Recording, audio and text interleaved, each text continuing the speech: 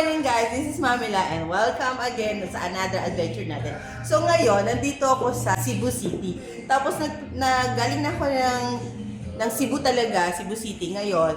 Na third day ko, tama ba? 11, 12, 13. Third day? Yes. Third day ko dito sa Cebu at nandito ako ngayon sa may Lapu-Lapu, Lapu-Lapu, Marigondon. Ngayon, wala akong plano whatsoever. So, dapat mag-join ako sa mga friends ko sana.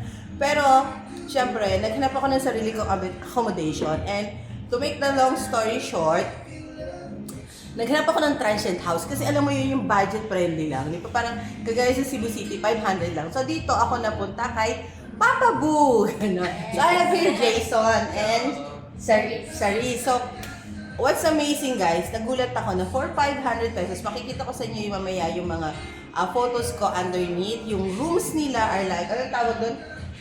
Capsule! Grabe! Ay, sorry Well, at compared to sa pinag-stayan ko transient, I'm not, bashing. Pero basta as long as may matulugan ka, there's a decent CR, it's okay. Pero this time, Papa Boo offers more. So, if you're planning to, parang side trip to Lapu-Lapu before going to Cebu, kasi masyado tayong Cebu has lots of to offer. Pero dito sa Marigondon, yun nga. Okay, going back, Papa Boo, ano yung benefits? So, may capsule, you have your own bed, privacy, the shower area is, At tanong ko lang, hindi ko pa kasi nagamit, pero meron bang hotdog na? Yes. Okay, so hot and cold siya. And then, there are lockers where you can put your personal things. Tapos, may susi na yun. Yung may tanga your susi. Parang ganon. So, ano ang previous pa nila dito besides sleeping comfortably sa bed niyo? Meron silang swimming pool! Oh my God! I'm going to show it to you later. Yung swimming pool nila is 4 feet to 5 feet? 3 feet to 3 5 feet! feet. Good for kids. Ganyan, Yes, hanggang 5 feet. Tapos anong pan libre, Jason? Oh. Ikaw na magkwento kasi sobrang talaga ako. So merong may karaoke sa likod din. Yes, Maki-jamming kayo dun sa other guest. Pool table, ganyan. Grabe ga. Diba? Also, TV, sports. Oh, TV sports. We do ganyan. lives in here. Wow, Yes, grabe. Talagang, imagine, magkano yun? That's only 550 per night. My God, per head. Diba?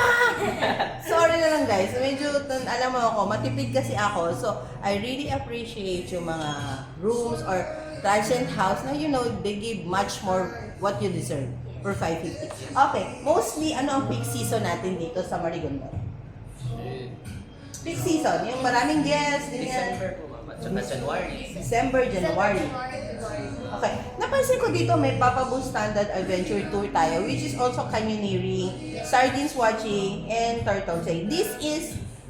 This is located in South Mualbal. So, Mualbual, Bajan, Oslo. Pero paano makarating? I mean, you travel from here to South. No po. Ano? May private van po kami. O nga, so you from here to South. Oh, yeah. Okay, so, pero di ba, sa bagay, galing kasi ako na ng South, I did a video na nga, di ba, sa Mualbal na 2.5 hours if you came from Cebu City. Pero dito, how much naman ang charges niyo, if ever? Charge po ng van po. Ayan, for the adventure. The price here, ma'am? Okay, we'll check the price kung galing ka ng Lapu-Lapu. Kasi I have price pag galing ka ng Cebu City. Okay, while getting siya, ano ba yung meron dito sa area? Like, ano yung mga kainan na malapit? Kainan? Besides, syempre, the Carinderia, and you have your own restaurant. Like, dito sa crossing, you have parang, across Paladine is, there is a 7-Eleven. So, imagine, magbuhay ka na, may 7-Eleven na Yes, actually, we do have in here the food cam. The food cam in here, what you call that, eat all you can. Oh, ito yung kay. Koreans. Magkano yun? It's 3, 2. 199. Ay my God, 199! Ikaw muna doon ako mag-breakfast. 199. Doon ako mag-breakfast, lunch, and dinner, 199. Oh my God. Ano pa? Like, do you have Jollibee? Yes, ma'am. We do have Jollibee. Oh, may Jollibee. What do you call that? McDo in Oh, may Detal. McDo. Yes, ma'am. And Inasal. Ay, may mga inasal. Yes, ma'am. May Jacob. Ay, grabe. Okay, so basically you have restos and convenience store around this area, around Papabu, so hindi ka rin malulugi kumbaga. Okay, doon naman tayo sa adventure. Kasi nasa Marigondon tayo, di ba? So meron ba ditong free beach resort? Actually, yes. Public ba tawag yung public beach? Public beach. Oh, saan tayo? So, dito lang po, ma'am, doon sa may Agos. Agos. Public beach po doon. Malapit lang po sa Crab Island. Crab? Yes, ma'am. Malapit lang po sa Crab Crab Island, okay. Yes, ma'am. And then, what do you call that? When you maglakaw lang gamay. Maglakad For- gamay. Nagagaya na sila ga. Maglakad gamay lang tayo. Okay!